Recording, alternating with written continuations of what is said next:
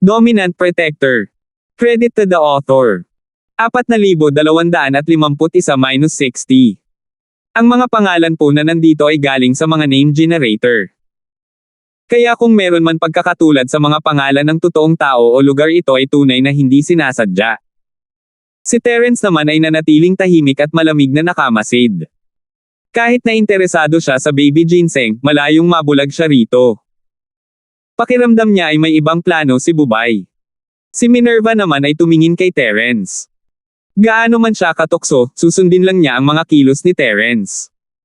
Pupunta siya kahit saan pumunta si Terence. Kung ganoon, maaari tayong pumunta, ngunit nagkatinginan sina Denver at Felix at sabay na tumango. Gayunpaman, may bakas pa rin sila ng pag-iingat sa kanilang mga puso. Dahil may napakagandang bagay, bakit hindi mag-isa si Kuya Charlton at ang iba pa sa inyo? Si Denver at Felix ay maaaring ituring na malapit na magkaibigan, ngunit sila ni Bubay ay malayo sa ganoong kalapit. Pagdating sa isang mataas na antas ng makalangit na kayamanan tulad ng sanggol na ginseng, ang mga magsasaka na naglagay ng lakas ng higit sa lahat ay maaari pang itakwil ang kanilang sariling mga kapatid at mga masters, lalo pa ang kanilang mababaw na pagkakaibigan. Bukod dito, kailangan nilang magtipon ng 6 na tao upang pumunta sa kagubatan ng Lofeng, ngunit hindi na kailangang bumalik. Kung sila si Bubay, matagal na silang naghiwalay at pumunta doon ng palihim. Paano nila sasabihin sa napakaraming tao ang ganoong mahalagang impormasyon at hinihikayat ang lahat na magsama-sama? Para sa isang bagay na tulad ng ginseng ng sanggol, mainam na monopolyo ito. Sino ang magrereklamo tungkol sa pagkakaroon ng sobra? Magiging napakabait kaya ni Bubay na handang ibahagi ito sa lahat. Bagamat sila ay natukso, sina Denver at Felix ay parehong mid-stage golden core cultivator. Kung tutuusin, hindi naman sila tanga. Hindi sila lubos na magtitiwala kay Bubay. Ang mas malalim na bahagi ng kagubatan ay puno ng panganib at ito ay nag-aalala sa kanilang buhay. Napakaingat pa rin nila.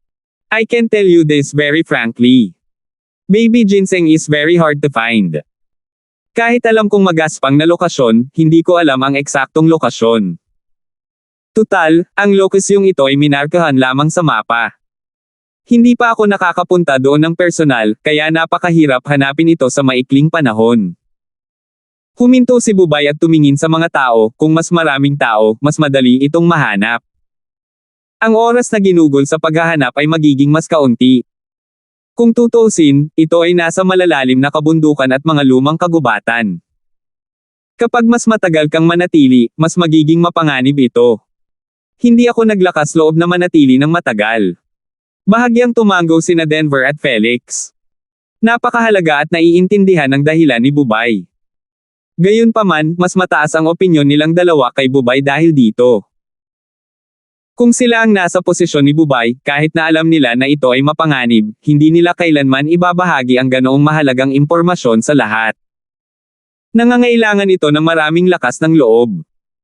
Dapat alam ninyong lahat na hindi na kailangan ng kumpletong piraso ng soul ginseng.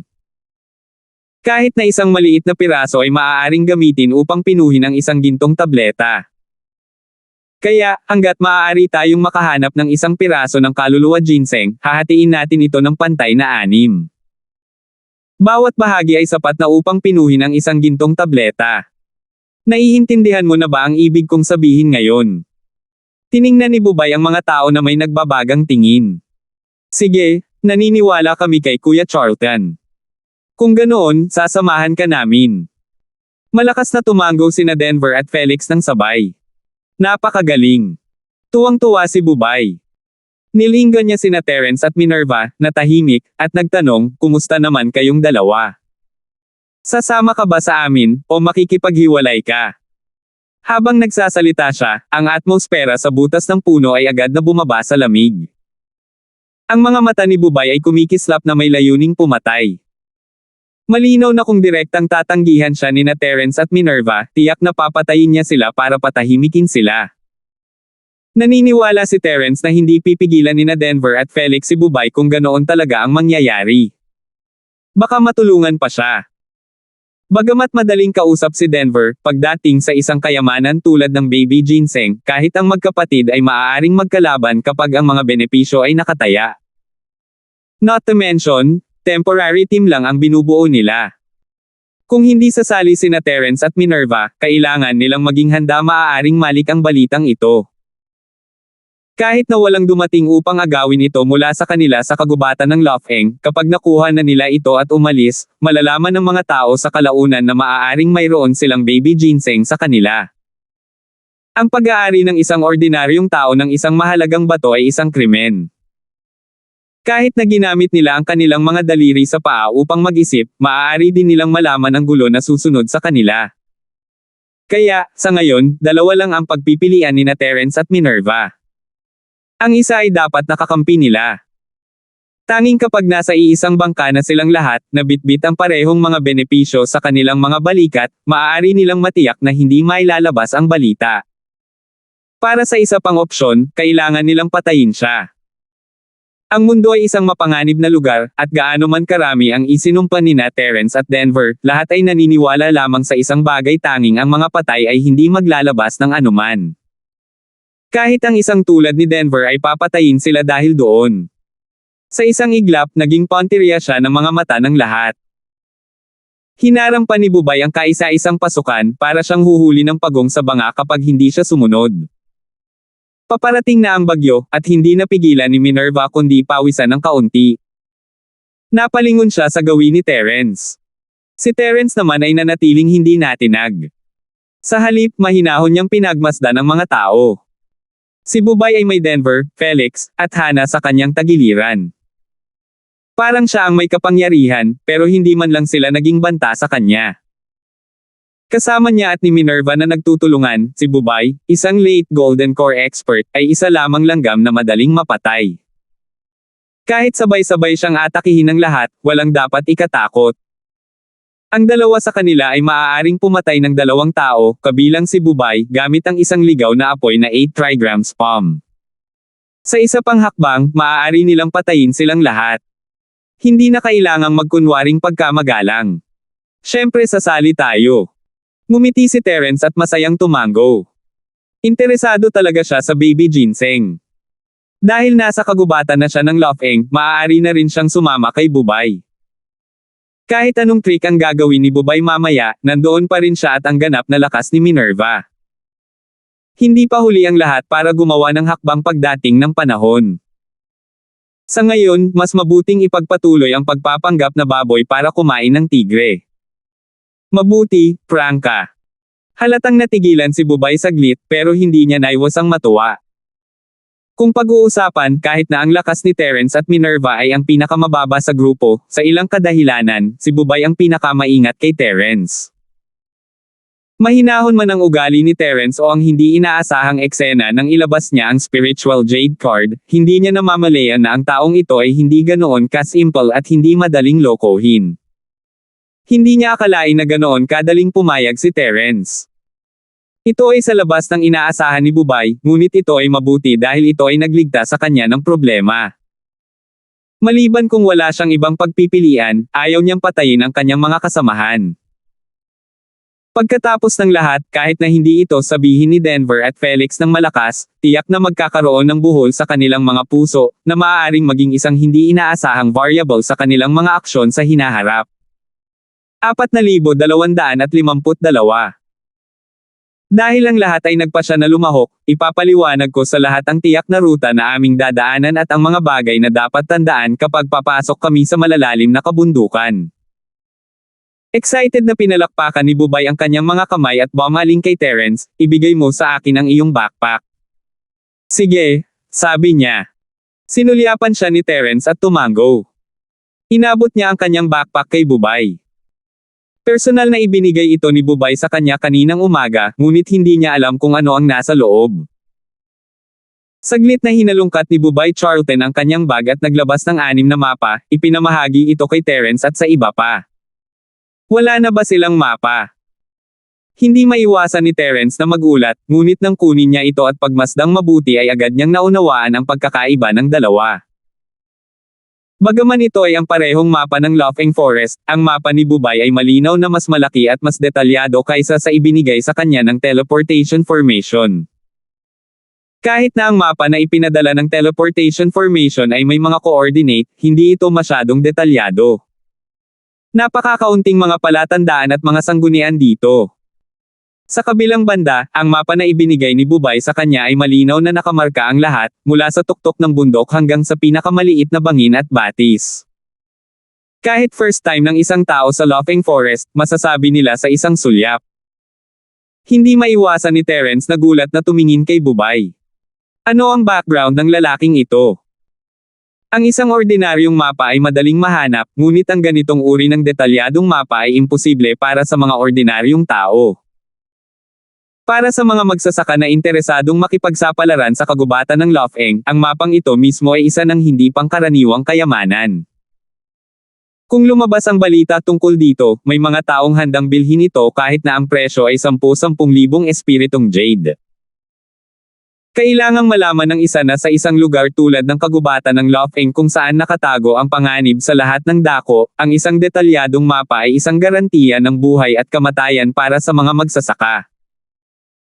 Gayunpaman, matapos itong ikumpara sa mapa mula sa teleportation formation, napagtanto ni Terence na ang mapa na ibinigay sa kanya ni Bubay ay hindi sumasakop sa buong kagubatan ng Laughing, ngunit isang bahagi lamang nito. Upang maging mas tumpak, ang partikular na detalyadong mapa na ito ay nakalat sa paligid ng isang ruta, at ang dulo ng rutang ito ay minarkahan dito, na isang maliit na bilog sa malalalim na kabundukan. Lahat, tingnan mong mabuti. Ang maliit na bilog sa mapa ay ang posibleng lokasyon ng Baby Ginseng na ating destinasyon. Basta't sinusundan natin ang rutang nakamarka sa mapa, ligtas tayong makakarating doon. Humarap si Bubay sa karamihan at gumawa ng tame time na panata. Nang marinig ito ng lahat, hindi maiwasang lumiwanag ang kanilang mga mata. Ang bawat isa sa kanila ay nasa sabik at sabik na subukan, na parang nakikita na nila ang sanggol na ginseng na kumakaway sa kanila, at hindi na makapaghintay na umalis kaagad. Kuya Charlton, pasensya na sa pagtatanong, pero maaasahan ba itong mapa? Biglang tanong ni Terence. Nagulat si Denver at ang iba pa nang lumingon sila kay Bubay. Masyado silang nasa sabik at naalala lamang nila ang nakatagong panganib matapos itong banggitin ni Terence. Ang mapa ay detalyado, ngunit kung ito ay hindi maaasahan, hindi ito isang life insurance. Sa halip, ito ay magiging isang nakamamatay na bitag na humahantong sa grupo na magulat sa hari ng impyerno. Magandang tanong iyan. Malinaw kong masasabi sa iyo na hindi mo kailangang mag-alala. Ang mapa na ito ay lubos na maaasahan. Ngumiti si Bubay at sinabing, hindi ko ito itatago sa inyong lahat. Ang mapa na ito ay ipinasa mula sa henerasyon hanggang sa henerasyon sa aking Charlton clan. Ginamit ng isa sa aking mga ninuno at ng kanyang kaibigan ang eksaktong rutang ito pagdating nila sa kailaliman ng kagubatan ng Laughing. Iyon ang dahilan kung bakit mayroon kaming mapa na ito. Isang family heirloom map. Natigilan sina Denver at Felix. Wala silang gaanong alam tungkol kay Bubay, at hindi nila inaasahan na ito ang kanyang pamana ng pamilya. Hindi nakakagulat na hindi ito lumitaw sa merkado. Kung ganoon, dapat nahanap ng mga ninuno ni Kuya Charlton ang Baby Ginseng. Sinundan ni Terence ng isa pang tanong. Ang mapa na ito ay ipinasa mula sa ninuno, na ang ibig sabihin ay nakita na ng ninuno ang sanggol na ginseng dati, at malamang na sinubukan ito ng mga taga-bahay Charlton pagkatapos noon. Pagkatapos ng lahat, ang sanggol na ginseng ay masyadong mapang-akit para sa mga normal na tao. Masasabi mo na. Ayon sa aking ninuno, siya at ang kanyang mga kaibigan ay hindi sinasadyang natagpuan ang lugar kung saan lumalaki ang sanggol na ginseng, kaya't sinadya niyang iniwan ang mapa ng pamilya na ito para sa mga kaapo-apuhan ng pamilyang Charlton upang gamitin bilang isang sanggunian. Sa kasamaang palad, pagkatapos niya, walang sinuman sa pamilyang Charlton ang nakarating sa huling yugto ng Jindan. Kung wala ang lakas na ito, ang mapa ng pamilya na ito ay walang silbi. Ito ay ginamit lamang pagkatapos kong gamitin. Paliwanag ni Bubay. Sunod-sunod na tumango ang lahat. Ang kagubatan ng Laughing ay puno ng panganib. Kung ang isa ay wala man lang lakas ng isang late-stage na Golden Core Cultivator, hindi pa banggitin na hindi sila maglalakas loob na pumunta sa kaibuturan ng kaibuturan, kahit na sila ay mapalad na makuha ang sanggol na ginseng, hindi ito magiging kapaki-pakinabang. Kung tutuusin, ang pang-anim na baitang medicinal pill tulad ng Golden Core ay mabisa lamang para sa mga master sa Great Circle ng Golden Core Realm na malapit ng bumuo ng Nascent Soul. Kung ang isang tao ay direktang kukuha nito ng walang sapat na lakas, hindi lamang siya ay hindi makakalusot, ngunit ang kanyang katawan ay sasabog din at mamamatay. Ang isang mabuting banal na gamot ay magiging isang nakamamatay na lason. Gayunpaman, hindi lubos na naniwala si Terence sa mga salita ni Bubay. Tila walang mali sa logika, ngunit kung pag-isipan niyang mabuti, maaari pa rin siyang makahanap ng ilang mga kahinahinalang punto. Nakuha ba ng ninuno ng pamilya Charlton ang baby ginseng?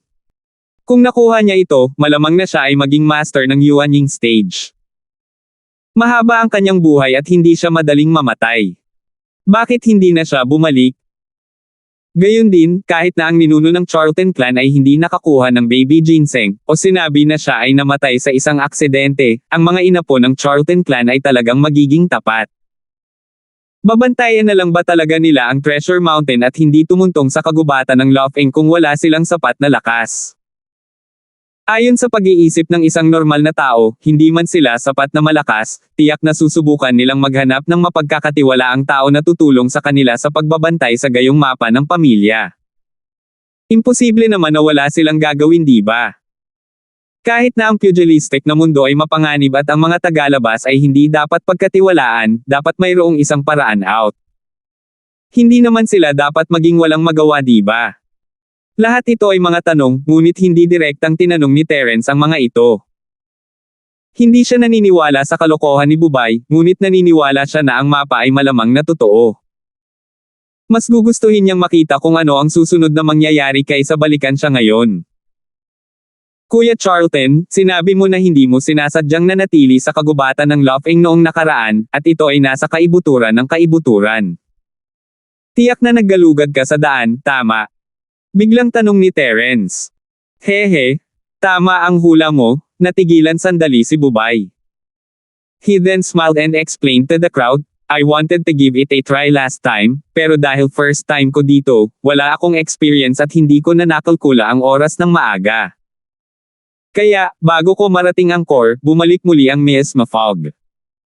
Wala akong choice kundi humanap ng paraan para makatakas. Ngunit ito ay hindi walang mga resulta.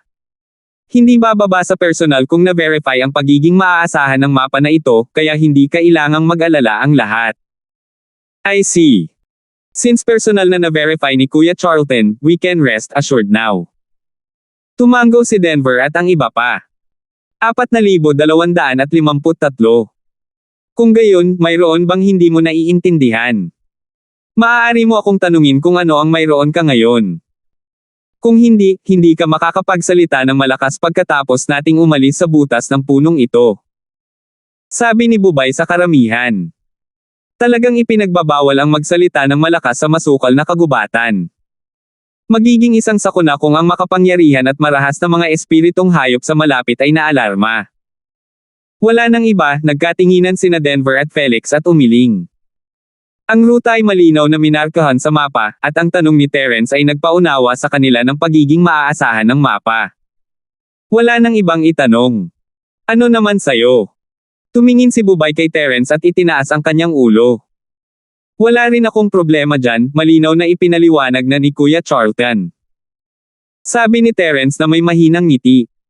Siyempre, hindi siya lubos na komportable kay Bubay tulad ni Denver. Ang dahilan kung bakit siya nagtanong ng napakaraming katanungan ay hindi lamang para masubukan ang pagiging maaasahan ng tinatawag na family heirloom map, kundi para manhid si Bubay. Kung tutusin, malalaman ng isang normal na tao na hindi ganoon kadaling lokohin si Terence, kailangan nilang mag-ingat kung hindi siya magtatanong ng anuman, ngunit dahil siya ay naging maingat at nagtanong ng napakaraming tanong, binaygo niya ang kanyang bantay. Kung ito ay 30% lamang na hula, kung gayon si Terence ay hindi bababa sa 50% na sigurado ngayon na ang Bubay na ito ay may plano. Pero hindi niya masabi kung ano ang pinaplano niya. Alright, time is limited. Everyone, pack up and adjust. Aalis na kami agad. Tumango si Bubay, senyales na ihanda ang lahat. Pagkatapos ay pinangunahan niya ang daan palabas ng butas ng puno. Sina Hannah, Denver, at Felix ay nasa sabik ding sumunod sa kanya palabas. Si Terence, na nasa likuran, ay tumingin kay Minerva upang sabihin sa kanya na mag-ingat at sundan siya ng malapitan bago siya sundan palabas ng butas ng puno. Ramdam ang malamig na hangin sa labas, medyo nawala ang excitement ng lahat dulot ng baby ginseng. Agad ding natahimik ang kanilang isipan. Isa-isa silang nakaalerto at nagbabantay sa lahat ng nasa paligid nila.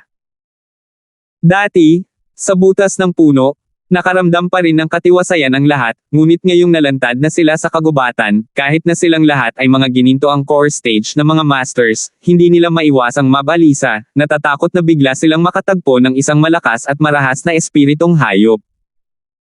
Nanguna si Bubay, ngunit hindi niya pinamunuan ang grupo ng diretso.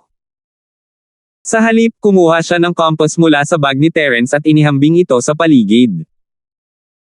Bagamat halos natukoy na niya ang lokasyon, pinangunahan niya ang grupo sa malalim na kabundukan. Kahit na ang pinakamaliit na pagkakamali ay maaaring magdulot sa kanila ng kanilang buhay, kaya kinailangan itong muling kumpirmahin. Sa malalalim na kabundukan at makakapal na kagubatan, ang pinakamapanganib na bagay ay ang mawalan ng direksyon, na sinusundan ng mga espiritong hayop.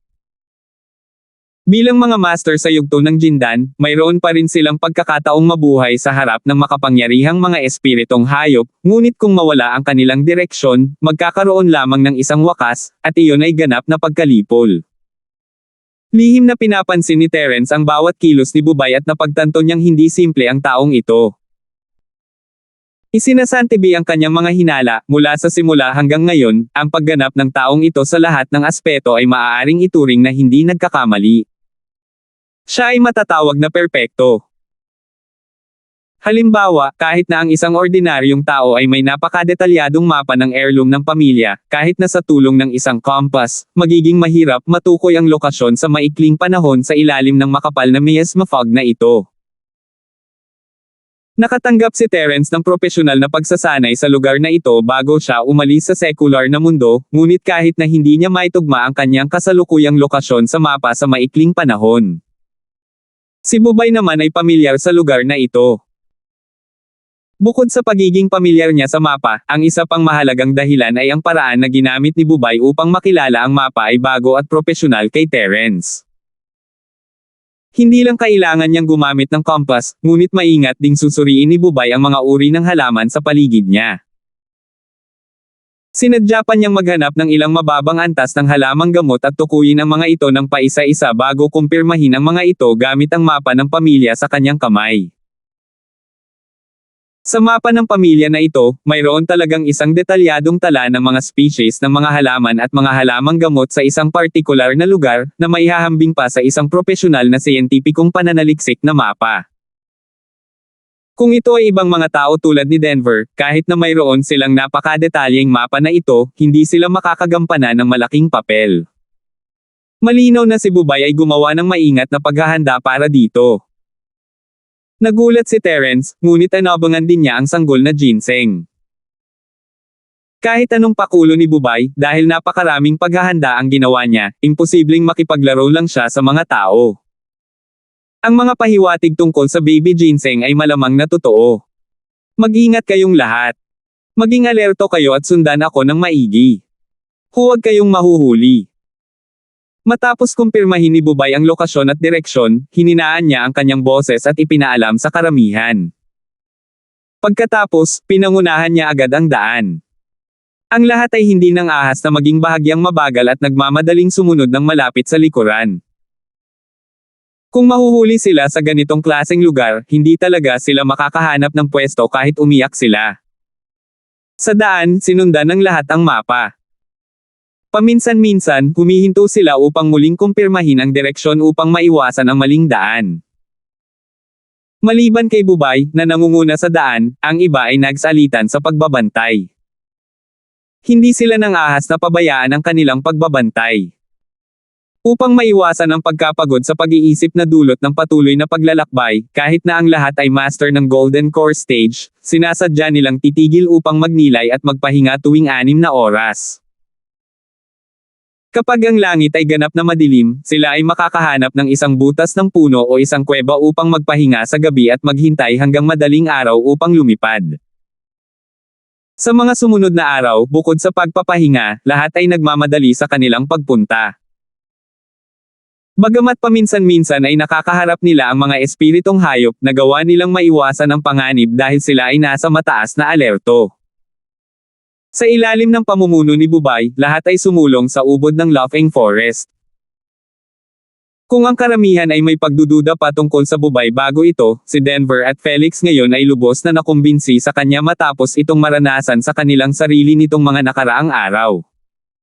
Ang kinalalagyan nila ngayon ay nasa gitna na ng Laughing Forest. Kung sila ang pumunta dito, hindi man lang nila maabot ang kalahati, lalo pat hanggang dito na lang.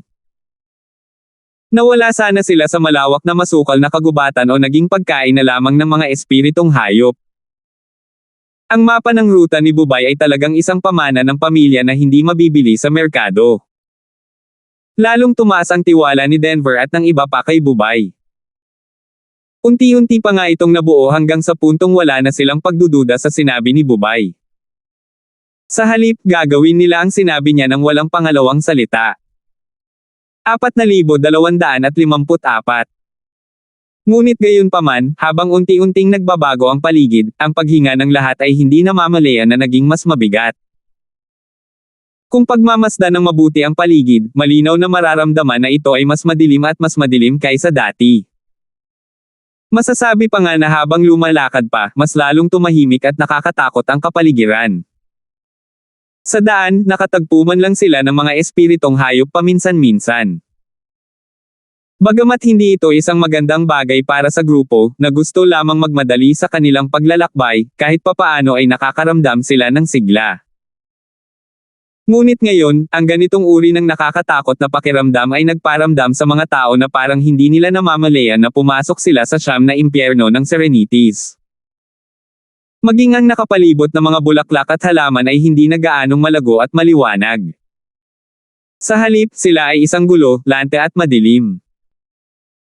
Kahit na may ilang mga kulay ng berde sa pagitan, ito ay palaging nagbibigay sa mga tao ng isang kaayla-hilakbot na berdeng pakiramdam, na nagpaparamdam sa mga tao ng ginaw sa kanilang mga likod. Nagbago ang ekspresyon ng lahat. Naiintindihan nila na ang kalaliman ay iba sa periphery, ngunit ang problema ay kahit na ang vegetation environment ay iba sa periphery, tama ba? Bagamat makapangyarihan ang bawat isa sa kanila at Masters of the Golden Core Stage, sa sandaling ito, hindi nila maiwasang makaramdam ng kaunting kawalan ng kumpiyansa. Tulad ng mga ordinaryong tao, puno rin sila ng takot sa hindi kilalang pag-iral. At dahil mas marami silang alam, maaaring hindi maihahambing ang kanilang tapang sa mga mangmang at walang takot na mga ordinaryong tao. Maling landas ba tayo? Masyadong nakakatakot ang lugar na ito. Hindi napigilan ni Minerva na hilahin si Terence sa takot, kinakabahan ang mukha habang bumubulong. Bagamat mukhang masunurin at tahimik si Minerva, isa talaga siyang tipikal na malambot na tao sa labas. Bukod dito, pagkatapos ng napakaraming taon ng paglabas upang gumawa ng mga pagsubok na misyon, ang kanyang tapang ay malayo sa isang ordinaryong babae. Kahit mag-isa lang siya sa malalalim na kabundukan at kagubatan, hindi siya matakot. Gayunpaman, ang eksena sa kanyang harapan ay talagang nakakatakot. Tahimik ang paligid kaya maririnig pa nga ng lahat ang paghinga ng bawat isa. Bagamat kausap lamang ni Minerva si Terence sa mahinang boses, naririnig pa rin siya ng mga tao sa harapan. Sa katunayan, hindi lang si Minerva, kundi maging ang mga purong lalaki tulad nina Denver at Felix ay medyo natakot sa sandaling ito. Matapos marinig ang mga salitang ito, lumiit pa sila ng walang malay. Masyadong kakaiba ang lugar na ito. Ibang-iba ito sa inaasahan ng lahat. Kung ang lugar na ito ay mapupuno ng makapangyarihang mga espiritong hayop, matatanggap ito ng lahat. At least, mentally prepared sila para dito. Gayunpaman, walang buhay ang eksenang nasa harapan niya. Wala ni isang buhay na bagay na nakita. Bukod dito, napakadilim ng ilaw. Sabi nga ng matandang kasabihan, dapat may mali kung may abnormal. Ito ay tiyak na mali. Hinawakan ni Terence ang kamay ni Minerva, ang kanyang puso ay napuno din ng kawalan ng katiyakan. Matagal na niyang napansin ang abnormalidad na ito at naging alerto siya, nagbabantay sa lahat ng damo at puno sa paligid nila. Ngunit sa kanyang pagtataka, maliban sa nakakatakot na kapaligiran, walang mali sa lugar na ito. Nagtataka si Terence, ngunit hindi siya masyadong nag-aalala. Ang kanyang Jade ay may alerto, at hanggat hindi siya nakakaramdam ng anumang panganib, ang Jade ay alertuhan siya. Sa ngayon, ang Jade ay walang ginawang kakaiba, at wala rin siyang nararamdamang panganib. Sa makatuwid, mayroon lamang isang paliwanag. Ang nakakatakot at kakaibang tagpo sa kanilang harapan ay hindi senyales ng panganib. Dapat ay ganito, ngunit sa anong dahilan, hindi nila ito maisip sa sandaling ito. Parang limitado lang talaga ang kaalaman mo. Lumingon si Bubay na naglalakad sa harapan at nakita ang ekspresyon ng lahat. Hindi niya napigil ang matawa, hindi kaya narinig mo lang ang pangalan ng baby ginseng, ngunit hindi mo pa narinig ang kakaibang kapaligiran ng paglaki nito. Ay, tama. Kaya ganyan. Sa paalala ni Bubay, biglang natauhan si Denver at tinapik ang kanyang ulo. Ang kaba at pangamba sa kanyang puso ay nawala rin ng walang bakas. Ang lumalagong kapaligiran ng baby ginseng. Kumurap si Terence, hindi pa niya ito narinig. Pagkatapos ng lahat, nabuo lang niya ang kanyang core, hindi pa lang, at hindi pa niya nakikita ang anino ng isang fake golden core, lalo pa ang isang namumuong kaluluwa.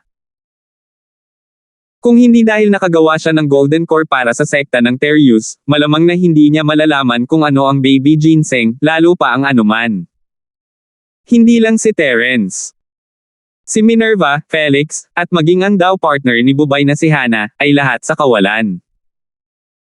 Hindi pa sila ganoon kalakas at hindi pa nakakagawa ng kanilang takdang aralin, kaya normal lang na wala silang masyadong alam tungkol sa baby ginseng. Tauzi, bakit hindi mo sabihin sa kanila ang tungkol dito, para hindi sila masyadong kabahan at matakot sa sarili nila? Utos ni Bubay. Kasabay nito, nagpatuloy siya sa paglalakad, na nagpapahiwatig na ang lahat ay mabilis na sumunod at hindi mahuhuli. Sige, parang hindi alam ng lahat na ang baby ginseng ay isang pangalan lang na karaniwan nating tinatawag dito.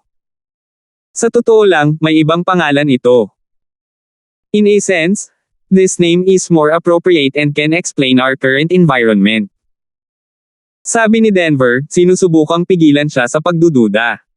Anong pangalan mo? Bilisan mong sabihin sa akin. Tinulak siya ni Felix. Siguro dahil nasugatan siya kanina, pero masama na ang pakiramdam ng katawan niya.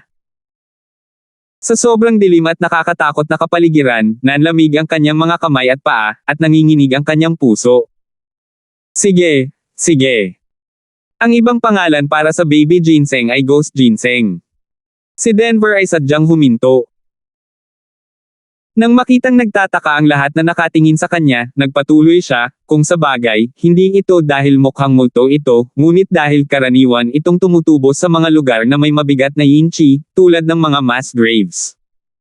Mass grave. No wonder naging nakakatakot ang lugar na ito. Hindi maiwasan ng lahat na mapatingin sa isa't isa. Ngayong alam na nila ang pasikot-sikot ng usapin, hindi na sila kinakabahan. Pagkatapos ng lahat, sila ay mga masters ng Jedan stage. Hindi sila matakot sa isang mass grave. Ang dahilan kung bakit sila kinakabahan ngayon ay dahil lang sa takot sa hindi alam. Tama. Ayon sa mapa, dapat may sementeryo ng mga spirit beast sa hindi kalayuan. So, normal lang na medyo madilim ang lugar na ito. Ito rin ang nagpapatunay na tumpak at maaasahan ang aking mapa. Kaya, lahat, wala kayong dapat ipag-alala. Siguradong sabi ni Bubay na nasa harapan niya na hindi lumilingon. Talaga, hindi ako pumunta dito ng walang kabuluhan sa pagsunod kay Kuya Charlton. Agad na masayang sabi ni Denver at ng iba pa.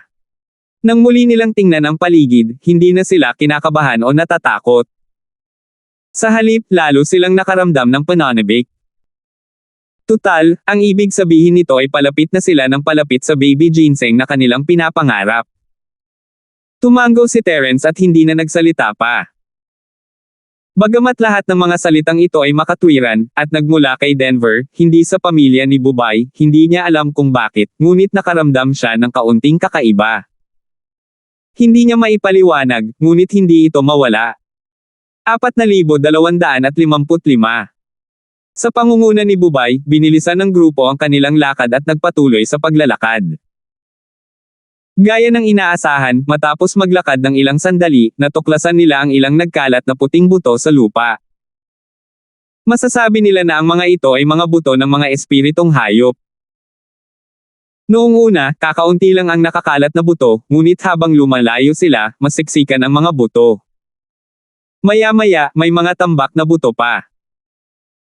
Sa oras na ito, lumubog na ang araw sa kanluran, at hindi nila sinasadyang makakita ng ilang lumulutang na will-o'-the-wisp sa mga buto, na kilala rin bilang will-o'-wisps. Ang nakapalibot na kapaligiran, na madilim na, ay naging mas nakakatakot sa kaibahan ng ghost fire na ito. Kahit alam na ng lahat ang sanhi at bunga, ngayong nasa loob na talaga sila, hindi nila maiwasang magtinginan at maramdamang namamanhid ang kanilang anit. Inihambing ni Terence ang mapa sa kanyang kamay na sa mga walang markang karaniwang libingan talaga. Sinabi na ang lahat ng nabubuhay na bagay sa mundo, hanggat sila ay may espiritualidad, ay nakadarama ng kanilang sariling kamatayan ng maaga. Mas marami silang espiritualidad, mas tumpak ang kanilang pangunawa, at mas maaga nilang naramdaman ang kanilang kamatayan. Ang dahilan kung bakit tinawag na mga espiritong hayop ang mga espiritong hayop ay dahil ipinanganak sila na may espiritong chi, na mas malakas kaysa sa mga ordinaryong species. May mga alingaw-ngaw sa kalye na maraming mga espiritong hayop ang maaaring makaramdam ng kanilang petsa ng kamatayan ilang buwan bago, at sa gayon ay maghanda para dito. Ito ay isang misteryo, ngunit ito ay hindi lamang isang bulong-bulungan, ito ay isang bagay na naranasan ng maraming tao. Pagkatapos ng lahat, ang mga alagang hayop ay nasa lahat ng dako sa sky-class na isla, at madalas silang tumakas sa bahay bago sila namamatay sa mass grave. Madalas mangyari ang mga ganitong bagay sa secular na mundo. Maraming mga alagang hayop ang madalas na may katulad na mga sitwasyon bago sila namatay. Nabalitaan ni Terence mula kay Melvin at sa iba pa na halos lahat ng lugar ng pagtitipon ng mga spirit beast sa Sky-class Island, lalo na ang mga nasa malalim na kabundukan at kagubatan, ay magkakaroon ng magulong sementeryo para sa mga spirit beast sa core. Halos lahat ng mga espiritong hayop sa lugar na iyon ay pupunta sa magulong libingan kapag naramdaman nilang malapit na silang mamatay, at pagkatapos ay tahimik na naghihintay sa kanilang kamatayan doon. Bagamat mayroong mahigpit na hierarchy sa mga espiritong hayop, at sa ilalim ng normal na mga pangyayari, ang mga espiritong hayop na hindi sapat ang lakas sa labas ay hindi makakapasok sa kailaliman ng kaibuturan, ngunit kapag malapit na itong mamatay maaari silang makapasok, at ito ay hindi mapipigilan. Talagang walang espiritong hayop ang makakapigil dito. Ito ay isang tacit na pag-unawa na umiiral sa pagitan ng lahat ng mga espiritong hayop. Maingat na tiningnan ni Terence ang ruta. Hanggat nadaanan nila ang magulong libingan ng mga espiritong hayop, nangangahulugan ito na hindi sila malayo sa kanilang destinasyon. Kung naging maayos ang lahat, nasa harapan nila ang baby ginseng. Sa oras na ito, naramdaman ni Terence na medyo nagmamadali ang paghinga ni Minerva. Halatang kinakabahan siya at natatakot. Inalo siya ni Terence at marahang hinawakan ang kanyang kamay, na nagpapahiwatig na hindi niya kailangang matakot. Isang patay na katahimikan ang namayani sa kanilang paligid. Kitang-kita ng mga tao sa harapan ang kakaibang pag-uugali ni Minerva. Lumingon pa si Denver at ngumiti, binigyan siya ng nakakaaliw na ekspresyon. Kung tutuusin, babae siya. Kahit na ang mga lalaki ay natagpuan ang ganitong uri ng karumaldumal na lugar na kaitakot-takot, kaya ito ay maliwanag na siya ay medyo natakot. Kung mahiyain ka, huwag kang lalabas at makipagsapalaran. Wala kang silbi, at napakagulo mo. Nakita ito ni Hannah at lumingon kay Terence at Minerva na may mapanuksong mukha, sinasamantala ang pagkakataong si Jabber. Buong oras na niyang kinukutya ang dalawa, na para bang hindi niya maipapakita ang pagiging superior niya kung hindi niya gagawin iyon. Ang dalawa naman ay parang hangin ang Trato sa kanya at walang pakialam sa kanya. Gayunpaman, bago matapos ni Hana ang kanyang pangungusap, naputol siya ng sigaw ni Minerva. Whoosh! Natahimik ang lahat. Ang sigaw ni Minerva ay partikular na matalim, at bigla itong bumulaga sa isang itim na pulutong ng mga ibon sa hindi kalayuan. Nang walang anumang babala, nagbigay ito ng malaking takot sa lahat. Sa isang malapit na pagtingin, ang mga ito ay hindi ilang makapangyarihang espiritong hayop, ngunit ilang ordinaryong carrion uwak at iba pang mga ibon. Ang lugar na ito ay isang libingan ng mga espiritong hayop. Maliban kung ito ay isang espiritong hayop na malapit ng mamatay, walang ibang espiritong hayop ang darating sa lugar na ito. Baliw ka! Nakakatakot ka, napakahiyain mo, pero gusto mong takutin ang mga tao hanggang mamatay. Namutla din ang mukha ni Hana. Nang mapagtonto niya kung ano ang nangyayari, agad niyang sinimulan si Minerva. Hindi lang siya. Medyo pangit din ang mga mukha ni na Denver, Felix, at ng iba pa. Nakakamatay na tahimik ang paligid nila kanina, at wala man lang gumagalaw. Hindi nila akalain na magkakaroon ng napakaraming uwak na mga ngalakal na nakatago sa masukal na kagubatan. Sa ilalim ng kalangitan sa gabi, ang kanilang mga mata ay kumikinang na may mahinang liwanag, at pakiramdam nila ay nakatitig sila sa isang bangkay. Kinilig lang sila. May multo. Nanginginig ang boses ni Minerva habang nakabaon ang ulo sa mga bisig ni Terence. Nanginginig at nanginginig ang buong katawan niya. Kahit gaano pa kalakas ang puso niya, mahina pa rin siyang babae. Ngumiti si Terence at marahang hinaplos ang likod ni Minerva. Gayunpaman, nang sundan niya ang direksyon ng daliri ni Minerva, ang kanyang ekspresyon ay nanlamig. Ito ay hindi alam kung ang miasma fog sa itaas ng kanilang mga ulo ay naging thinner sa gabi o dahil ang lugar na ito ay masyadong kakaiba at kaitakot-takot. Sa sandaling ito, kitang-kita nila ang blood moon sa itaas ng kanilang mga ulo. Ang liwanag ay higit na maliwanag kaysa sa araw, ngunit mayroong isang mahinang patong ng dugo at naamoy pa nila ang isang madugong bulok na amoy. Sa ilalim ng pulang dugo na liwanag ng buwan, isang kakaibang eksena sa hindi kalayuan ang nagpatigil kay Terence at sa iba pa. Isang espiritong hayop na mukhang rhinocero mula sa secular na mundo ang walang lakas na nakalaylay sa isang tabi. Nabaluktot din ang leeg nito sa kakaibang anggulo, na iwan lamang ang manipis na patong ng balat na nakadugtong sa malaking katawan nito. Ang malaking ulo nito ay kinaladkad sa lupa, nag-iwan ng mahabang madilim na pulang bakas ng dugo. Sa gilid ng katawan nito ay may madugong butas na kalahating laki ng tao. Ang mga bituka at laman loob nito ay nasa lupa, at hanggang ngayon, tumutulo pa rin ang mga ito ng dugo. Hindi niya alam kung psychological effect lang iyon, pero kahit 100 talampakan ang layo, kitang-kita ni Terence at ng iba pa ang masangsang na amoy na nagmumula sa katawan nito. Kung yun lang, ayos lang. Napahawak na lang siya sa ilong at tiisin. Ngunit ang susi ay ang taong ito ay nasa ganoong kalagayan, ngunit siya ay buhay pa. Ang ulong nakaladkad sa lupa ay talagang kumakain ng may mabangis na ekspresyon sa mukha. Kung susuriing mabuti, ang ninunguyan nito ay ang mga bituka at laman loob na umaagos palabas sa sarili nitong tiyan. Habang kumakain ito, makikita ang mga bula ng dugo sa sulok ng bibig nito. Kasabay nito, may ilang carrion crow sa gilid na nakikipaglaban din para sa mga bituka at mga laman loob. Ang ilan sa kanila ay direktang kumagat sa tiyan nito.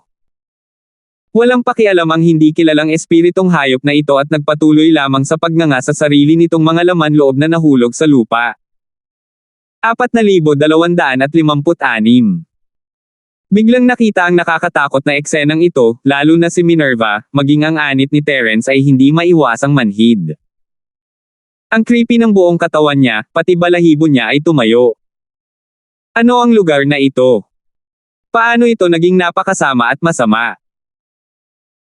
Hindi lang sina Terence at Terence Denver at Felix ang nakakita sa eksena, manhid ang kanilang mga ulo at ang kanilang mga templo ay pumipintig pareho silang mga mid-stage na golden core cultivator, ngunit halos himatayan sila sa gulat. What the hell? Kahit na direktang nakatagpo siya ng isang super spirit beast ng orihinal na yugto ng sanggol, hindi ito magiging kasing takot ng ganito. Patay o buhay ba ang bagay na ito? Anong uri ng banal na nilalang iyon? Pumunta sa lugar na ito para kumilos ng may kalokohan at ipakita ang iyong pagmamahal, sabi ko, may sakit ka ba talaga? Ang basura ay palaging magiging basura. Hindi lang ikaw ang walang lakas o kaalaman, wala ka pang lakas ng loob. Tauzi, tingnan mo kung anong uri ng basura ang nahanap mo. Hanggang ngayon, hindi pa rin napansin ni Hana ang kakaibang halimaw ng rhinoceros. Kinukutya niya sina Terence at Minerva habang naglalakad pasulong nang hindi tumitingin sa kanila. Nang makita ang direksyon na kanyang tinatahak, biglang naging kakaiba ang mga ekspresyon ni Denver at ng iba pa. Nagkatinginan sila at hindi nakapagsalita ng matagal. Ano ba kayong nakatayo dyan? Bilasan mo, sundan mo si Kuya Charlton. Gusto mo bang mamatay dito? Hindi na malaya ni Hana ang nangyayari nang makita niya ang kakaibang ekspresyon sa mukha ng lahat. Patuloy pa rin siya sa panunuya sa kanila habang naglalakad pasulong. Buzz! Biglang tumilapon ang isang uwak, at biglang lumitaw sa kanyang paanan ang isang uwak na kumakain ng bangkay na nakikipaglaban sa mga bituka. Nagulat si Hana, at malabo niyang naramdaman na natapakan niya ang isang string ng mga malagkit na bagay. Siya ay nahuli at biglang nadulas, at pagkatapos ay nawalan siya ng kontrol sa kanyang katawan at nahulog pasulong. Sa isang na tunog, ang mundo ay ganap na tumahimik. Napatulala si Denver at ang iba pa. Maging si Terence ay may kakaibang ekspresyon sa kanyang mukha, hindi makapagsalita ng mahabang panahon. Sa sandaling ito, aksidenteng nahulog si Hana sa madugong butas sa gilid ng rhinoceros. Ano ba yan? Sa isang malakas na sigaw, nagpumiglas si Hana na makaalis. Nababalot siya ng madilim na pulang dugo at likido sa katawan, at kalahati ng kanyang bituka ay nakasabit sa kanyang balikat. Nakita niya ang ulo sa lupa, na kumakain ng bituka. Kahit sino ay matatakot hanggang mamatay sa ganitong engkwentro. Masyadong mayabang si Hana ngayon, ngunit natakot siya sa mismong lugar.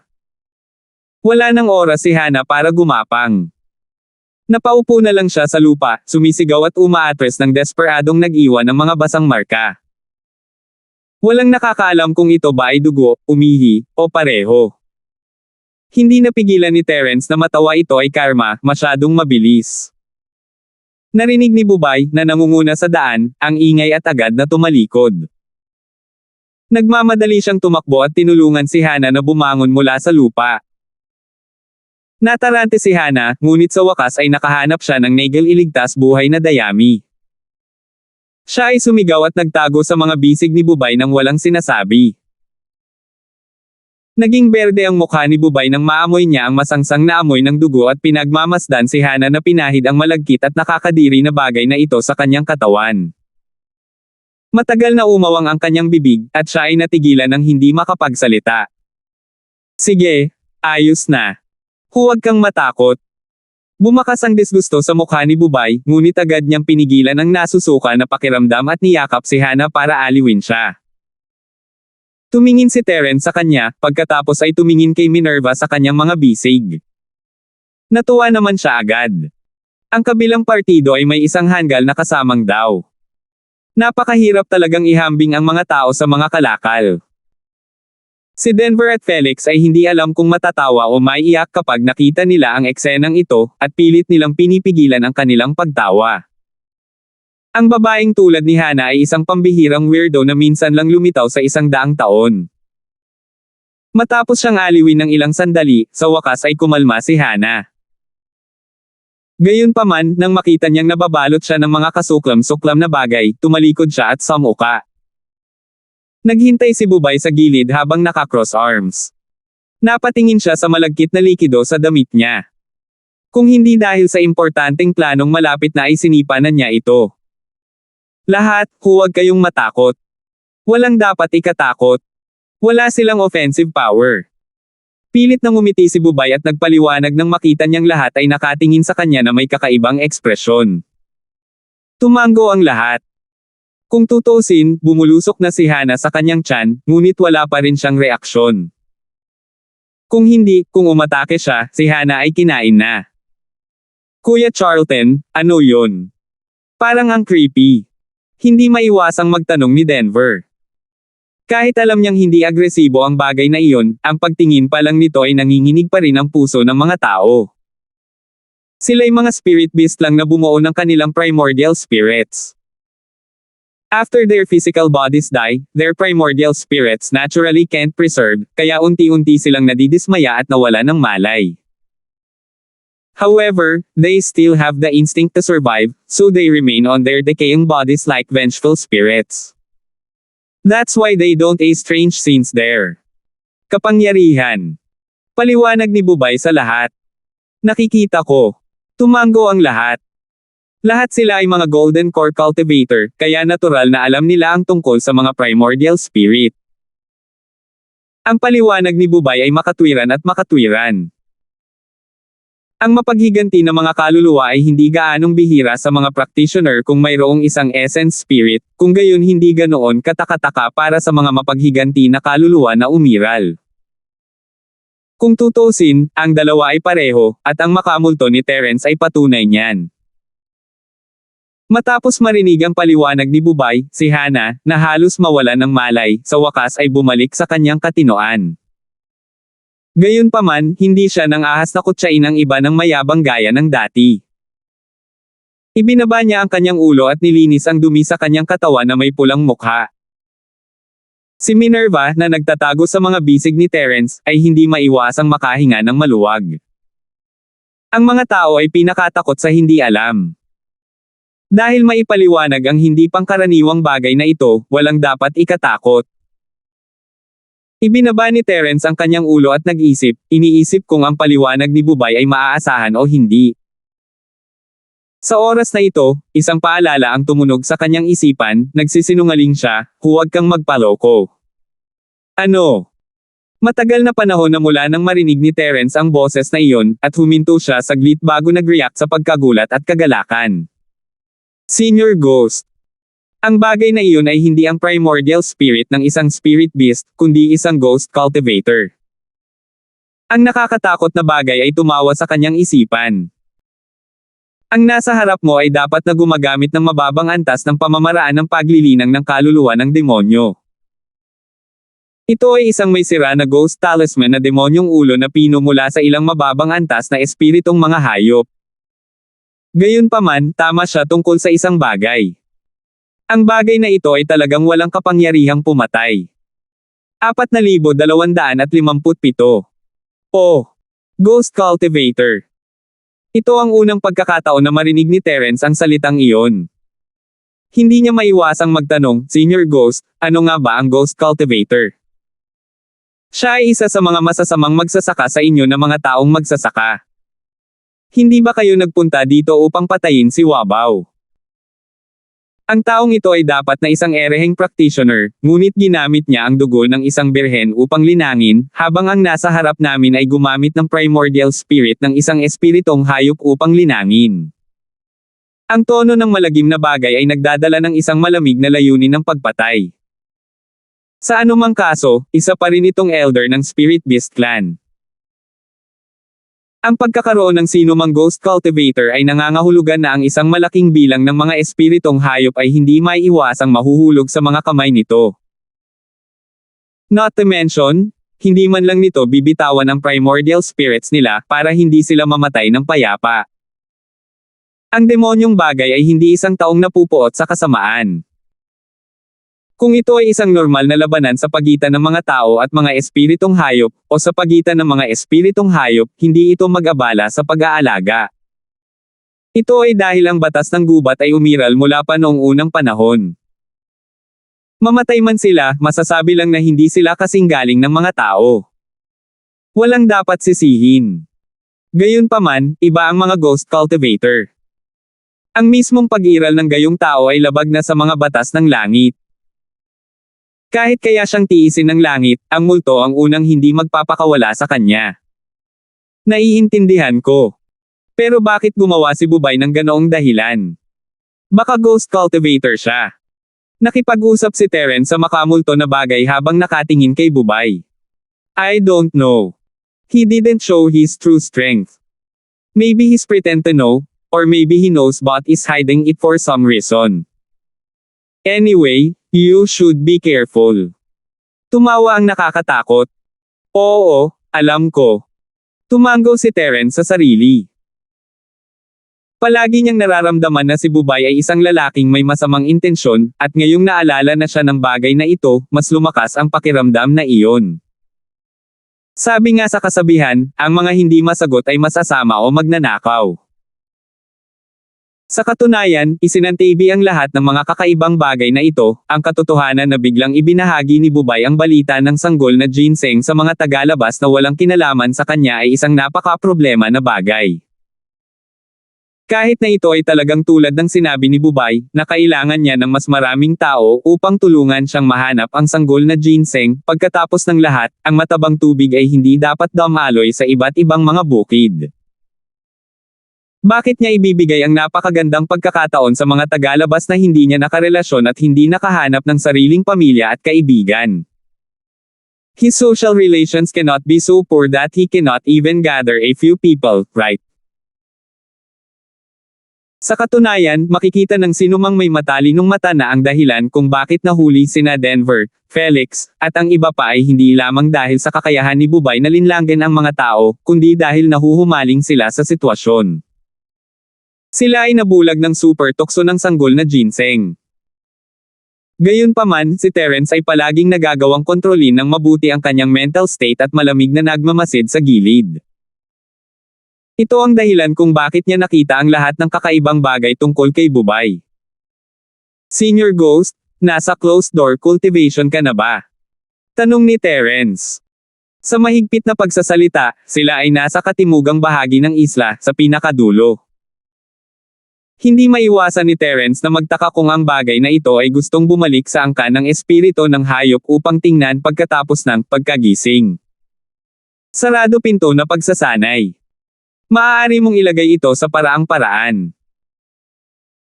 Ang demonyong bagay ay ngumiti ng walang pag-aalinlangan, malamang na hindi ito ang tradisyonal na uri ng pagsasanay, ngunit sa antas ni Terence, hindi niya ito maipaliwanag sa isa o dalawang pangungusap. So ito ang Southern Island, tapos ikaw. Hindi naiwasang magtanong ni Terence. What's wrong? Nagmamadali ka bang itaboy ako? Tanong pabalik ng malagim na may tonong nanunukso. Hindi. Paano yun posible? Namula si Terence. Sabi nga sa kasabihan, ang pagkakaroon ng matandang lalaki sa bahay ay parang may kayamanan, hindi banggitin ng isang Diyos na tulad ng bagay na ito. Magiging masaya siya kung ang taong ito ay payag na manatili sa kanyang jade. Paano niya nagawang sipin siya palabas? Tapos ayun na. Ang makamulto na bagay ay malinaw na isang primordial spirit lamang, ngunit ito ay gumawa ng tunog ng pagkibot ng mga labi. Gusto ko lang itanong kung gusto ng Senior Ghost na kunin ang pagkakataong ito para makauwi at bumisita. Hindi alam ni Terence kung matatawa o maiiyak. Ayon sa sinabi ng multo, sino ang nakakaalam kung ilang taon na ang lumipas mula nang dumating siya sa secular na mundo. Bihira lang siyang makapunta sa Southern Island, kaya hindi na lang siya dumaan sa pinto at hindi pumasok. Ano ang silbi ng pagbabalik upang makita ako sa ganitong multo? Bata, tandaan mo lang ito, walang sinuman sa angkan ng espiritu ng hayop ang mabuting tao. Kapag nalaman ng matatandang iyon, hindi ako magiging sapat upang punan ang mga puwang sa pagitan ng kanilang mga ngipin. Ang malagim na bagay na sinabi sa isang self-deprecating paraan. Og! Hindi nakaimik si Terence. Naalala lang niya na ang angkan ng espiritu ng hayop ay sumunod sa batas ng gubat higit pa sa mga taong nagsasanay. Kahit na ang isang tao ay may ganoong pag-iisip, sila ay magpapanggap man lamang na mapagkunwari. Gayunpaman, kung ito ay isang espiritong hayop, kapag nakita nito na ang multo ay napakahina, malamang na ito ay aatake ng hindi nagdadalawang isip, hindi alintana kung ang multo ay isang elder o hindi. Para sa multo, ang katimugang isla ay hindi isang mainit na tahanan, ngunit isang tunay na dragon's pool at tiger's den. Ang halimbawa ni Zhang Lijo ay sariwa pa rin sa kanyang isipan, hindi mahalaga kung ikaw ay isang big shot o hindi, ang pagkawala ng iyong lakas ay nangangahulugan ng pagkawala ng iyong katayuan. Little brat, you don't have to think too much about it. I'm definitely going back to the Spirit Beast clan, but not now. Kung gaano ako katagal maghintay, depende iyon kung kailan mo ako matutulungan. Bilasan muna natin ang ating lakas. Kung talagang makukuha natin ang infant ginseng, magandang pagkakataon iyon. Tumawa ang demonyo. Sige, nakuha ko na. Tahimik na tumango si Terence. Noong una siyang dumating sa Sky Class Island, hiniling ng multo na tumulong siya, ngunit ngayon na siya ay isang maagang gininto ang core, hindi pa rin siya sapat na malakas. Malinaw na hindi ganoon kadali ang tulong na ito o sentimo, kailangan niyang magsumikap. Marami siyang nakipag-usap sa bagay na ito, ngunit isang maikling sandali lamang ang lumipas sa labas ng mundo, hindi pa ito sapat upang ituring na isang pagkabigla. Binabalik-balikan ng lahat ang paliwanag ni Bubay, kaya natural, hindi nila napansin ang ekspresyon ni Terence. Tanging si Minerva, na nasa kanyang mga bisig, ang nakadama ng kaunting pagkakaiba. Anong problema? Kumurap si Minerva at tumangala sa kanya. Narinig ni Bubay at ng iba pa ang ingay at naisip nila na si Terence ay nakakita ng kakaiba. Hindi nila maiwasang lumingon at tumuon sa kanya ng may pagtataka. Naku, wala lang. Pagkatapos kong marinig ang paliwanag ni Kuya Charlton, naisip ko ang mga multo sa mata ng mga ordinaryong tao at nakaramdam ako ng kaunting emosyon. Ngumiti si Terence, hindi nagbabago ang kanyang mukha. Hehe, napaka-ignorant ng mundo. Maraming mga taong nag-iisip na sila ay matalino, iniisip na ang usapan ng mga multo at halimaw ay chismis lang. Hindi nila alam na walang hangin na walang butas.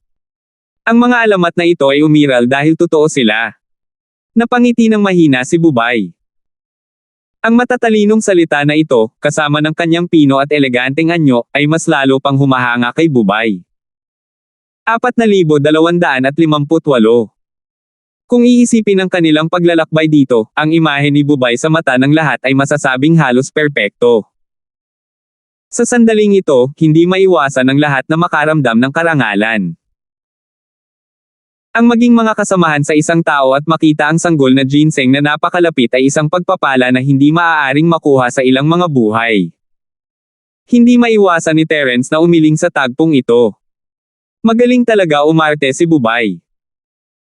Mahigit isang taon na siyang nasa Tianjia Island at maraming tao ang nakilala niya, ngunit wala pa siyang nakitang kasing kaakit-akit sa kanya. Ang pinakamahusay na paraan upang makakuha ng tiwala ng isang tao ay upang sambahin ka. Ginampanan ni Bubay ang trick na ito sa pagiging perpekto. Si Terence ay mas nag-iingat kay Bubay ngayon, ngunit hindi niya sinabi kay Minerva. Sa bagay, sobrang tahimik ng paligid. Kahit na ang kaunting galaw, gaano man kalambot ang boses ng isang tao, ay maririnig ng mga taong ito.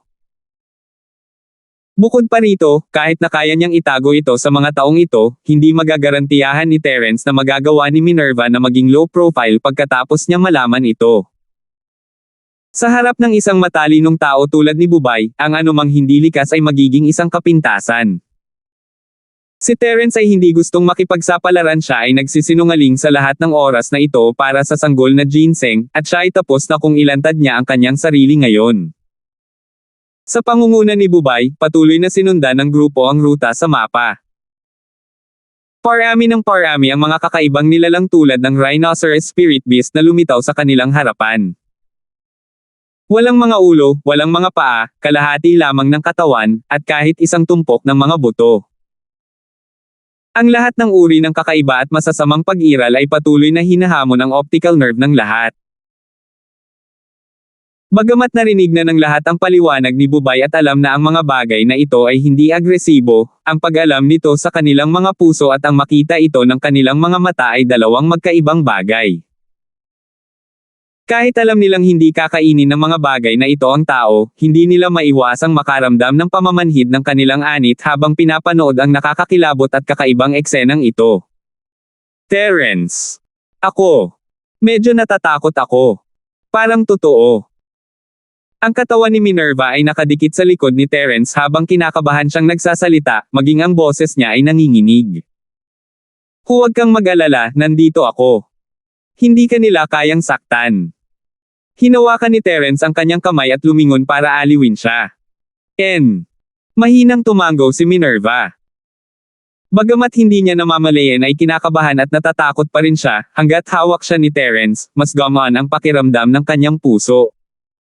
Si Terence ay iba sa iba na nakatago sa dilim.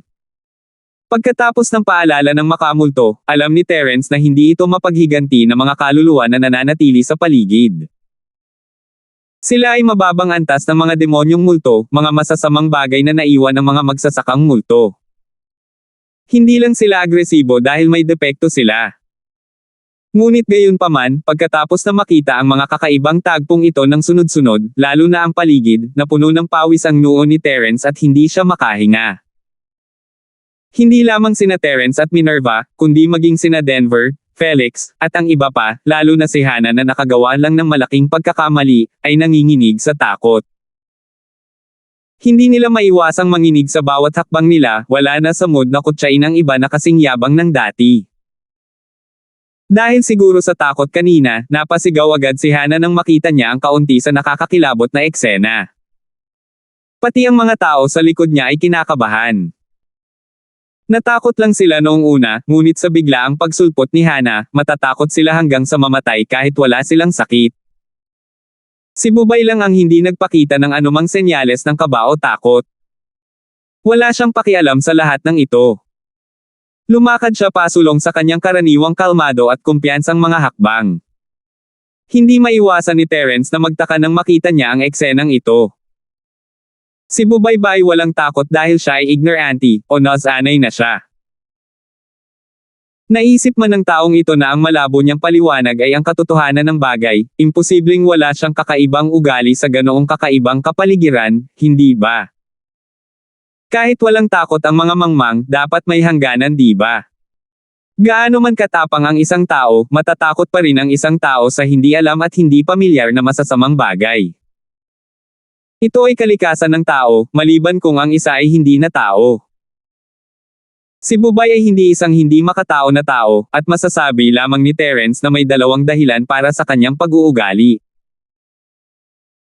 Alinman sa taong ito ay mukhang hindi gaanong kalmado, o talagang siya ay kinakabahan at natatakot gaya ng iba, ngunit ayaw niya makita ito, kaya sinadya niya ang isang malakas na harapan. Alinman ang taong ito ay nasanay na sa lahat ng nangyayari sa kanyang harapan, tulad ng isang forensic na doktor na araw-araw na humaharap sa mga patay. Sanay na siya sa mga ganoong bagay at natural na hindi magkakaroon ng anumang takot. Ang lalo pang naghinala kay Terence ay tila pamilyar si Bubay sa lugar na ito. Naglakad siya ng nakataas ang ulo, halos walang pag-aalinlangan. Kahit na may blood moon sa itaas ng kanyang ulo, ang liwanag ay hindi masyadong maganda. Isa pa, ito ang unang beses niyang pumunta sa lugar na ito. Ang paghahambing lamang ng ruta sa mapa ay magtatagal ng maraming oras, tama ba? Paano siya magiging katulad niya, nang walang kaunting pag-aalinlangan? Ang puntong ito mismo ay isa ng malaking kapintasan. Hindi sinasadyang ipinakita ni Bubay ang kanyang foxtail, ngunit nagulat ang lahat sa kakaibang kapaligiran sa kanilang paligid at nataranta. Hindi man lang nila pinansin ang performance niya. Sa kasamaang palad, ang lahat ng ito ay hindi makataka sa mga mata ni Terence. Kuya Charlton, kanina ka pa ba nandito? Biglang tanong ni Terence. Siyempre ako. Sisigot na sana si Bubay, ngunit huminto siya at tumingin kay Terence na may malalim na kahulugan, hindi, wala pa. Mula sa mapa, ang lugar na ito ay hindi malayo sa aming destinasyon. Kung nandito lang ako noon, hindi ako uuwi nang walang dala kahit na limitado ang oras. Bakit mo natanong? Naku, wala naman talaga. Ngayon ko lang nakita na parang pamilyar si Kuya Charlton sa lugar na ito at hindi kami nakatagpo ng anumang panganib sa daan.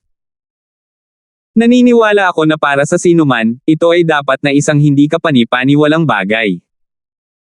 Likas na ngumiti si Terence, kaya akala ko nakatrip na doon si Kuya Charlton last time. Kung hindi dahil sa iyo, baka tuluyan na tayong nalipol. Kaya ganyan. Halatang gama ng loob ni Bubay. Nagpakawala siya ng mahabang hininga at ngumiti, haha, napagkamalan mo ako. Pareho lang talaga ako sayo. Nakita ko lang ang mapa ng maaga. Siyempre, mas handa ako kaysa sa iyo. 4,259. Hindi lang si Terence, lahat ng iba, kasama si Denver, ay matamang nakikinig din. Nalilito sila sa sitwasyon kanina, at hindi alam kung ano ang kapintasan, ngunit ang isang intermediate Golden Core practitioner ay hindi isang tanga. Matapos marinig ang babala ni Terence, ang kanilang mga mata ay napuno ng hinala. Alam ni Bubay sa kanyang puso na kung hindi niya agad maipaliwanag ang problemang ito ng malinaw at makumbinsi ang mga ito, malamang na walang kabuluhan ang lahat ng pagsisikap na ginawa niya noon. Napagtanto na rin niya na habang palapit siya ng palapit sa kanyang destinasyon, medyo nagmamadali siya. Kung hindi niya ibinunyag ang gayong halatang pagkukulang. Kapag nadiskubre ang ganitong kapintasan, hindi ito basta-basta maiiwasan sa pagsasabing handa siyang mabuti. Ang lahat ng ito ay dahil sa Terence na ito. Pinandilatan ni Bubay si Terence ng may puot, ngunit hindi siya naglakas loob na mag-alinlangan nang makita niya ang mga mata ng lahat sa kanya. Hindi ko ito itatago sa iyo. Bukod sa mapa ng pamilya na ito, ang mga ninuno ng pamilya Charlton ay nag-iwan din ng mensahe tungkol sa kanilang karanasan sa paggalugad. Napakahalaga nito bilang isang sanggunian.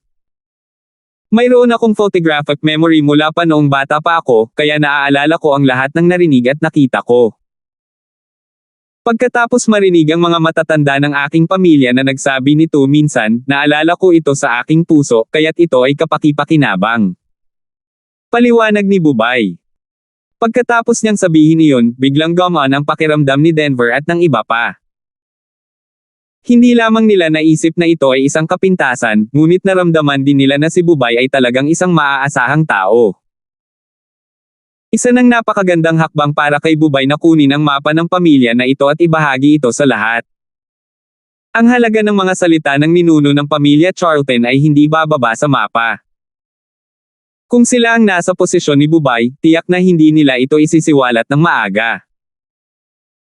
Kung ibinahagi nila ang lahat ng impormasyon ng padalos-dalos, ano ang kanilang gagawin kung may biglang tumalikod sa kanila? Kahit na ang lakas ni Bubay ang pinakamataas sa grupo, sila ay nasa kailaliman ng kagubatan ng Lofeng. Hanggat ang taksil ay casual na pumasok sa masukal na kagubatan, tiyak na hindi maglalakas loob si Bubay na habulin siya ng padalos-dalos. Kaya, bilang pasimuno, kailangan niyang magpigil ng kaunti. I see. It's all thanks to Kuya Charlton. Tumango si Terence na may mahinang ngiti, ngunit hindi siya sumagot sa kanyang puso. Ito ay isang bagay na ganap na handa, ngunit ito ay isa pang bagay na aktwal na gawin ito. Maaaring lokohin ng paliwanag ni Bubay si Denver at ang iba pa, ngunit malabo pa rin ito sa mga mata ni Terence. Hindi maiwasan ni Terence na isipin na si Bubay ay talagang magaling sa paggulo sa isipan ng mga tao. Hindi niya alam kung ang palusot na ito ay inihanda ng maaga o gawa-gawa lang, ngunit kahit alin man iyon, pinatunayan lamang nito na hindi dapat minamaliit ang taong ito.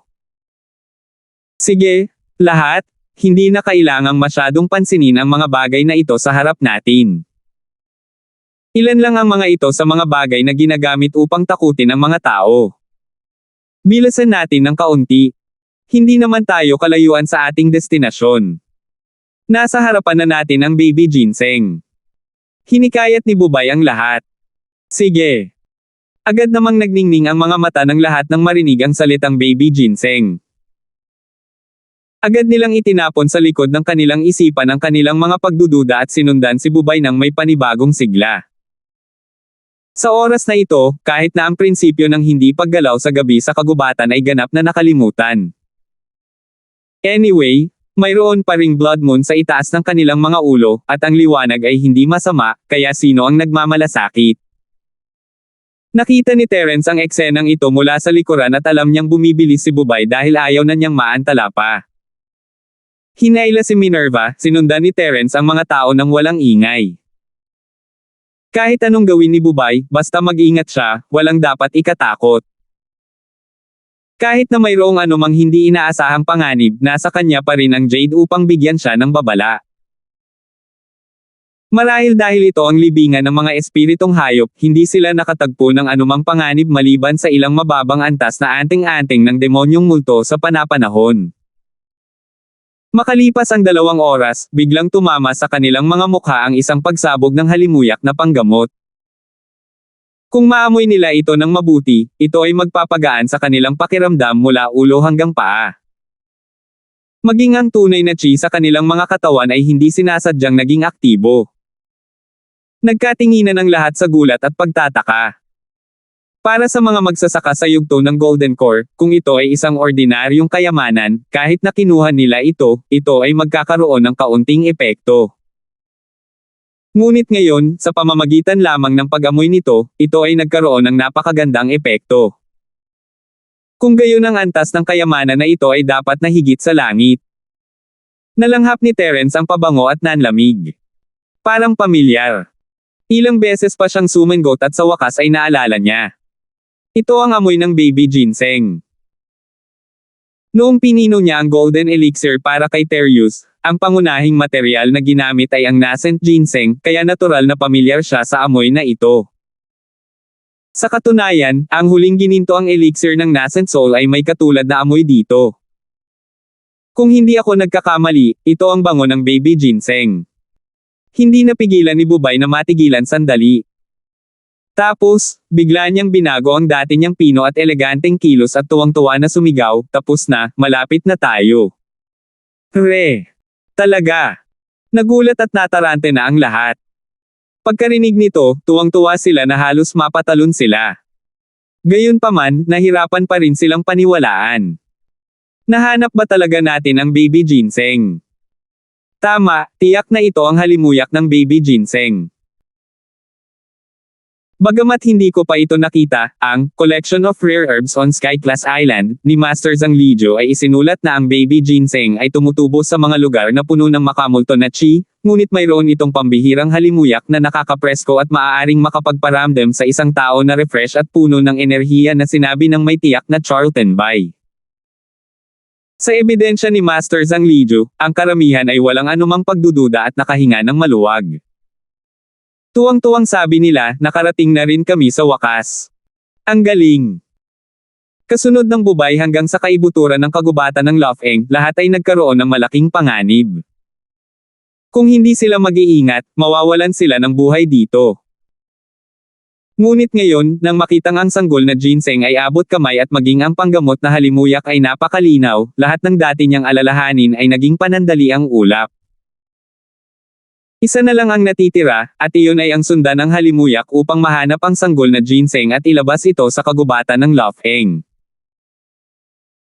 Mula noon, ito ay isang piraso ng cake para sa kanya upang pumailanglang sa mahusay na taas.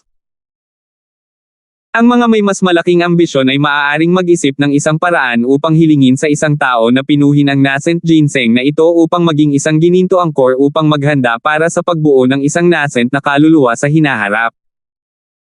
Kung talagang sabik sila, pwede rin nilang ipagpalit itong nascent ginseng. Kahit na ito ay isang maliit na piraso lamang ng baby ginseng, ito ay ganap na higit sa sapat upang ipagpalit sa isang Jiedan Stage Master. Para sa mga Jiedan Stage Masters na ito ay isang lingda na maaari lamang nilang pangarapin. Kung sila ay medyo handa, maaari silang agad na umabant ng isang antas pagkatapos makuha ito. Ito ay isang tunay na pakinabang. 4,260. Matapos ang pananibik, hindi napigilan ng lahat na mapabilis sa pangunguna ni Bubay. Napakalapit sa kanila ng namumuong ginseng na kanilang pinangarap, at halatang hindi na nakapagpigil ang lahat. Para bang natangay ang pagod na naipon sa ilang araw ng tuloy-tuloy na paglalakbay, na naging hindi gaanong mahalaga. Gayunpaman, medyo naguguluhan si Terence. Sa totoo lang, pinaghihinalaan na niya si Bubay sa simula pa lang. Pakiramdam niya ay hindi maganda ang taong ito, at lahat ng kakaibang bagay na nakita niya sa daan ay nagpapatunay sa puntong ito. Ngunit hindi makapagsisinungaling ang amoy ng sanggol na ginseng.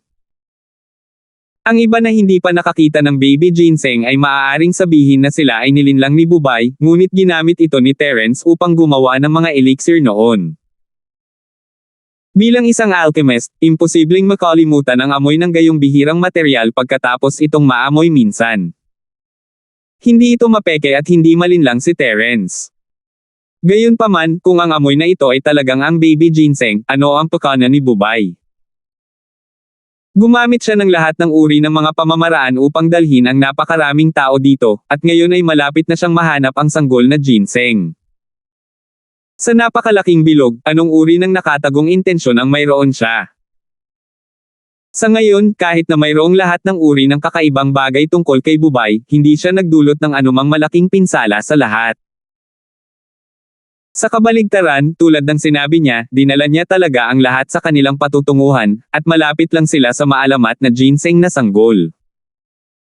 Dagdag pa, ang pakikilahok ng lahat ay hindi nakakatulong sa kanya hanggang ngayon kasama si Terence. Wala silang silbi sa kanya, sinusundan lang siya. Hindi kaya espesyal na dinala ni Bubay silang lahat dito para lang mahanap ang baby ginseng sa lalong madaling panahon, at walang ibang masamang intensyon. Baka masyado akong nag-iisip. Ang taong ito ay hindi kasing tukana gaya ng iniisip ko. Gayunpaman, paano niya maipapaliwanag ang lahat ng mga kakaibang bagay na nangyari sa daan? Tumingin si Terence sa likod ni Bubay at hindi maiwasang mataranta. Sinabi sa kanya ng kanyang intuition na may mali sa lalaking ito, ngunit hindi niya masabi kung ano ang problema. Hawak ang kamay ni Minerva, patuloy na sinundan ni Terence ang mga tao ng tahimik. Hindi siya natatakot na magalit sa kanya si Bubay, ngunit natatakot siya na may iba pang plano si Bubay na hindi niya kayang bantayan. Magiging mahirap kung mahulog siya sa kanyang bitag. Siyempre, ano man ang mangyari, ang pag-asam ni Terence para sa sanggol na ginseng ay hindi mas mababa kaysa sa iba. Kung hindi, hindi na siya nakipagsapalaran kay Minerva kahit alam niyang walang silbi si Bubay. Ang gusto lang nila ay ang baby ginseng. Kaya, tuwang-tuwa si Terence na maamoy ang panggamot na halimuyak ng sanggol na ginseng. Kung puro bitag lang ang ginawa ni Bubay at wala man lang baby ginseng, wala nang saysay ang pagpapanggap na baboy para kumain ng tigre. Dahil sa bango ng baby ginseng, matagal nang itinapon ng lahat ang kaba at takot sa kanilang isipan. Nakakita man sila ng demonyong anting-anting na multo, wala silang pakialam. Kahit si Hana, na labis na nasigla at may anino sa kanyang puso, ay tumatakbo ng kasing bilis ng kanyang makakaya gamit ang Bubay. Hindi siya nagpakita ng anumang palatandaan ng kaduwagan. Gayunpaman, sa lalong madaling panahon natuklasan ng lahat na may isang bagay na hindi tama. Ang dalas ng paglitaw ng mga nakakatakot na bagay tulad ng Ghost Talisman Devil ay nagsimulang dahan-daang bumaba, ngunit ang paligid ay naging mas malamig at mas masama. Sa ilalim ng mga mata ng lahat, ang malinaw na landas sa mga palumpong ay nagsimulang lumabo. Nakikita pa nila ang mga multo na kumikislap mula sa gilid ng kanilang mga mata paminsan-minsan. Bagamat hindi nila ito makita ng malinaw, ngunit ang imahe ng anino na tumatalon ay totoo. Lahat sila ay determinadong master sa entablado ng Jeodan, at sigurado sila na ito ay tiyak na hindi isang ilusyon. Dapat ay mayroong isang bagay sa loob nito, at malamang na ito ay ang maalamat na maruming bagay. Sa sandaling ito, ang manipis na ulap ay hindi namamalayang naging mas makapal. Ngayon pa lang, kitang-kita pa rin nila ang blood moon na nakabitin na nakabaligtad sa kalangitan, ngunit ngayon, nang tumangala sila, malabo ang langit. Kahit na ilang talampakan lang ang layo nila sa isa't isa, naging malabo ang kanilang mga figure sa hamog, at nagkaroon pa nga ng kakaibang pakiramdam. Bilang karagdagan, paminsan-minsan, nakakakita sila ng mga multo na figure na kumikislap mula sa sulok ng kanilang mga mata. Excited man ang lahat dahil sa baby ginseng, hindi nila maiwasang kiligin sa sandaling ito. Sa sobrang takot ni Minerva ay hindi niya namamalayan na dumikit malapit sa likod ni Terence, hindi nang ahas na tingnan ang paligid. Si Denver, Felix, at Hana sa kanilang harapan ay nasa kanilang mga daliri din, tulad ng mga ibon na nagulat sa isang kumag lamang ng busog, hindi nang ahas na gumawa ng malalaking hakbang pasulong tulad ng dati. Hindi maiwasan ni Terence na makaramdam ng kaunting kaba. Hindi siya natakot, ngunit may mga multo na kumikislap sa paligid nila paminsan-minsan. Pakiramdam ko ay hindi sila malayo sa kanila, ngunit hindi sila makakita ng malinaw. Imposibleng hindi siya matakot. Sa kabutihang palad, nakumpirma ni Terence na ang fog sa kanilang paligid ay hindi ang lason sa itaas nila. Naapektuhan lamang nito ang mga pandaman ng mga tao, ngunit hindi nito pinatay ang mga ito. Isa itong blessing in disguise. Kung hindi, kahit na alam nila na ang lugar na ito ay mayroong baby ginseng, kailangan nilang mabilis na umatras. Gaano man kagaling ang baby ginseng, kailangan nilang mabuhay para makuha ito. Ang miasma fog na bumabalot sa lugar na ito ay isang patay na lupa, at kung sila ay patuloy na mananatili, sila ay magiging pataba lamang para sa sanggol na ginseng. Arg! Walang daanan. Biglang nagmula sa harapan ang sigaw ni Hana. Naglalakad siya sa unahan kasama si Bubay, at ang iba pang mga tao ay sumusunod sa likuran nila. Siya lang at si Bubay ang nakakaalam ng sitwasyon sa hinaharap. Ano? Nagulat sina Denver at Felix at mabilis na humakbang pasulong upang suriin ang sitwasyon. Nagkatinginan sina Terence at Minerva at sumunod. Nakapabilog silang anim, nakatingin sa landas na tuluyang nawala sa ilalim ng kanilang mga paa. Hindi nila maiwasang mapatingin sa isa't isa, hindi alam ang gagawin. Bagamat naging mas mabigat ang hamog at malabo ang lupa, nandoon pa rin ang balangkas ng maliit na landas. Ngayon, wala man lang ang pangunahing balangkas. Puro makapal na damo at palumpong ang nasa harapan nila. Tila ito na ang dulo ng maliit na landas. Kuya Charlton, mali ba ang dinadaanan natin? Hindi maiwasang magtanong ni Denver. Nang biglang natapos ang landas, ang unang reaksyon ng isang normal na tao ay ang mawala. Pagkatapos ng lahat, ang lugar na ito ay natatakpan ng hamog, at ang visibility ay napakalimitado. Normal lang ang mawala. Hindi pwede. Sinuri ko ang mapa at ang compass. Tiyak na tama ang direksyon. Hindi na kailangang magpanik. Ang mapa na ito ay ipinamana ng mga ninuno ko. Walang tumahak nito sa loob ng maraming taon.